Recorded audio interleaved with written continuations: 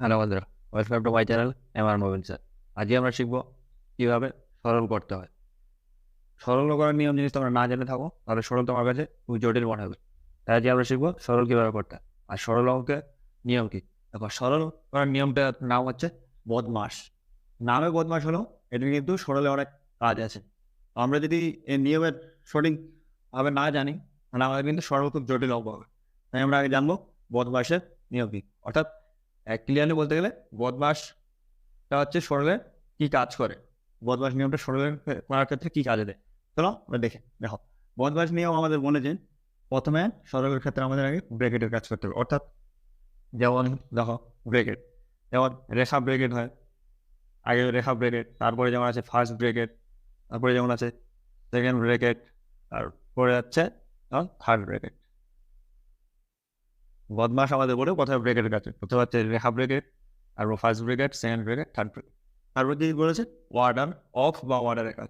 Of বা order মানে হচ্ছে যে এর বা কোনো কিছুর স্কোয়ার যদি থাকে, 2 স্কোয়ার, 3 স্কোয়ার, আর হচ্ছে কোনো কিছু পাওয়ারে থাকলে তারপরে সেটা কাজ করতে হবে, এর বা পাওয়ারের কাজ। তারপরে দেখো ডিভিশন। ডিভিশন মানে হচ্ছে ভাগের কাজ। তারপরে মাল্টিপ্লিকেশন মানে হচ্ছে গুণের কাজ। তারপরে হচ্ছে এডিশন হচ্ছে যোগের কাজ। তারপরে দেখো সাবস্ট্রাকশন মানে হচ্ছে বিয়োগের কাজ। বদমাস নিয়ম আমাদের শেখা যায় সরলের ক্ষেত্রে প্রথমে আগে করতে হবে ব্র্যাকেটের কাজ, তারপরে অফ বা ওয়ার্ডার, তারপরে ডিভিশন, তারপরে মাল্টিপ্লিকেশন, তারপরে এডিশন, তারপরে সাবস্ট্রাকশন। আর ব্র্যাকেট মানে হচ্ছে রেখা ব্র্যাকেট হবে, first bracket, second bracket, third bracket. Order বা এর মানে ওয়ার্ডার বা অফ মানে হচ্ছে এর বা কোনো কিছু পাওয়ার যে কোনো কিছু থাকে। আর ভাগ, গুণ, যোগ, বিয়োগ তোমরা তো জানাই। চলো আমরা একটা উদাহরণ নিয়ে দেখি, তাহলে আমাদের আরো সহজ বোঝা যাবে যে কি করতে হবে না হবে, আমাদের আরো ক্লিয়ার হয়ে যাবে। দেখো, আমরা এখানে দুইটা উদাহরণ নিয়েছি। এই দুইটা উদাহরণের মাধ্যমে আর বদমাস নিয়মের প্রয়োগ দেখো। দেখো, এই উদাহরণটা যদি প্রথম উদাহরণটা যদি আমাদের করতে তাহলে কি হতো? প্রথমে আমাদের বদমাস নিয়ম কি বলে? প্রথমে ব্র্যাকেটের কাজ করতে হবে। দেখো, এখানে দুইটা ব্র্যাকেটে আছে, ফার্স্ট ব্র্যাকেট, তাহলে দুইটা কাজই একসঙ্গে করতে হবে। আমরা যদি দুইটা কাজ একসঙ্গে করতে চাই তাহলে দেখো এখানে কি আছে, ফার্স্ট ব্র্যাকেট আছে। দেখো, আবার ফার্স্ট ব্র্যাকেটের বলতে গুণ আছে এবং ভাগ আছে। বদমাস নিয়ম আমাদের বলে আগে ভাগ করতে হবে। তাহলে কত ব্র্যাকেট রেখে দিলাম 7, তারপর ইন্টু এই ভাগ যদি করি 9কে যদি 3 দিয়ে ভাগ করে তাহলে 3 হবে। তারপরে দেখো এই ব্র্যাকেটে কাজ করতে হবে। দেখো ব্র্যাকেট রেখে দিলাম। দেখো, এখানে ব্র্যাকেটের মধ্যে ভাগ আর এর আছে। আমরা বদমাস নিয়ম আমাদের কি বলে আগে এর কাজ করতে হবে। এর কাজ করতে হলে কত হবে? এর মানে হচ্ছে গুণ। তাহলে এটা গুণটা কত হবে? 3 আর 4 গুণ করলে হবে 12। তারপর দেখো, এখনো প্রথম ব্র্যাকেটে কাজ শেষ হয়নি, আবার করতে হবে। তাহলে এটা গুণ করলে কত হবে? 21 যোগ, দেখো 12কে 12 দিয়ে ভাগ করলে কত হবে? 1। তাহলে কত হলো? 22। এটা হলো উত্তর। এই সরলের উত্তর হচ্ছে এটা।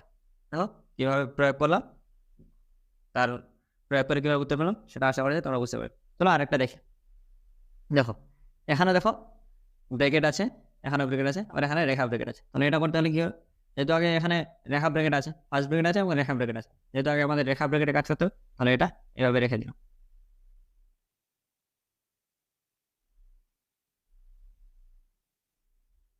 তারপর দেখো যা ছিল তাই লিখলাম। এখন রেখা ব্র্যাকেট, রেখা ব্র্যাকেটের কাজ কি বলেছে? রেখা ব্র্যাকেটের মাঝখানে মাঝে আছে যে 8 থেকে 5 বিয়োগ করতে হবে। 8 থেকে 5 বিয়োগ করলে কত হবে? 3 লিখে দিলাম। তারপর যা ছিল তাই বসিয়ে দিলাম। তারপর এখন আমাদের ফার্স্ট ব্র্যাকেটের কাজ করতে হবে। তো এখানে ফার্স্ট ব্র্যাকেটের কাজ করলে কত? 50কে 5 দিয়ে ভাগ করতে হবে। তারপর কত হবে?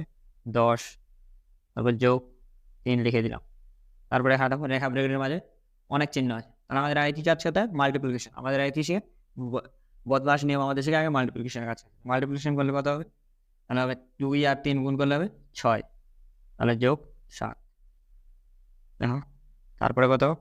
10, তারপর 3, দেখো 7 আর 6 যোগ করলে হবে 13 লিখে দিলাম।